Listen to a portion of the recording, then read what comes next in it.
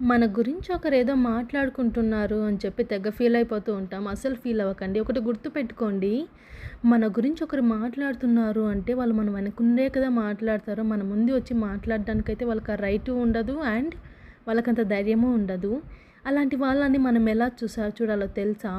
ఒక పురుగులాగా తీసి పక్కకు పడేయాలి అంతే. అంతేకాని వాళ్ళు అలా మాట్లాడారు, వీళ్ళు ఇలా మాట్లాడారు అని చెప్పి మనం బాధపడాల్సిన అవసరం లేదు.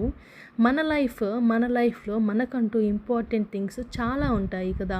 సో, వాటి మీద ఇంట్రెస్ట్ పెట్టి మన లైఫ్ ఎలా సెటిల్ చేసుకోవాలి, ఎలా మన పిల్లల్ని టేక్ కేర్ చేయాలి, మన పిల్లలకి ఎలా మంచి ఎడ్యుకేషన్ ఇవ్వాలి అని ఆలోచిస్తే ఇలాంటి చెత్త ఆలోచనలు అస్సలు రావు. ఒకవేళ వాళ్ళలా ఆలోచిస్తున్నారు అంటే వాళ్ళకేం పని పాట లేకపోవచ్చు మేబీ. సో, మనకంటూ ఒక పని ఉంది కదా! మన లైఫ్‌లో మనకంటూ ఒక టార్గెట్, ఒక విజన్ అనేది ఉంటుంది. లైక్ ఒక మిడిల్ క్లాస్ అవ్వచ్చు, అప్పర్ మిడిల్ క్లాస్ అవ్వచ్చు, లోయర్ మిడిల్ క్లాస్ అవ్వచ్చు అండ్ మిడిల్ క్లాస్ పీపుల్ అవ్వచ్చు. మనం ఏమని ఆలోచిస్తాము? మనం సెటిల్ అవ్వాలి, మన పిల్లలకి మంచి ఫ్యూచర్ ఇవ్వాలి అండ్ మన హస్బెండ్, మన అమ్మ, నాన్న, అత్త, మామ బాగుండాలని ఆలోచిస్తాము.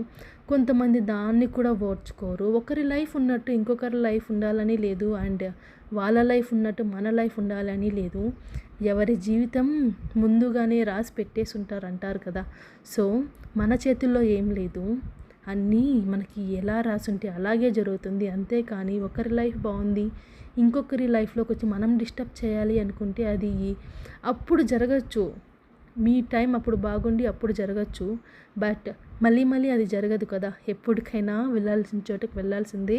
ఉండాల్సిన వాళ్ళు ఎక్కడ ఉండాల్సిన వాళ్ళు అక్కడ ఉండాల్సిందే.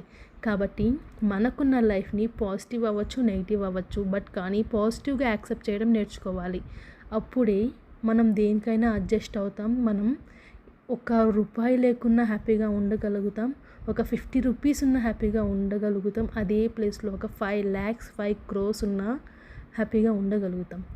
మనీ ఉంటే వాల్యూ ఉంటుందా అంటే ఆఫ్కోర్స్ మనీ లేకుంటే అసలు వాల్యూ ఉండదు. బట్ మనీనే మన లైఫ్ కాదు కదా!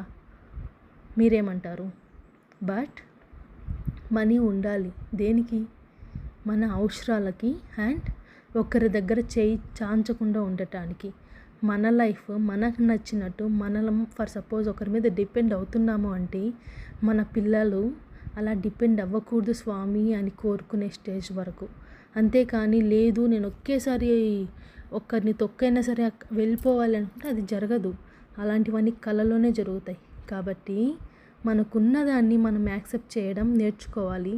లేని దానికోసం కష్టపడడం నేర్చుకోవాలి. ఏదో వచ్చేస్తుంది కదా వృధాగా అనుకుంటే రావచ్చు మేబీ అంతే ఫాస్ట్గా వెళ్ళిపోతుంది.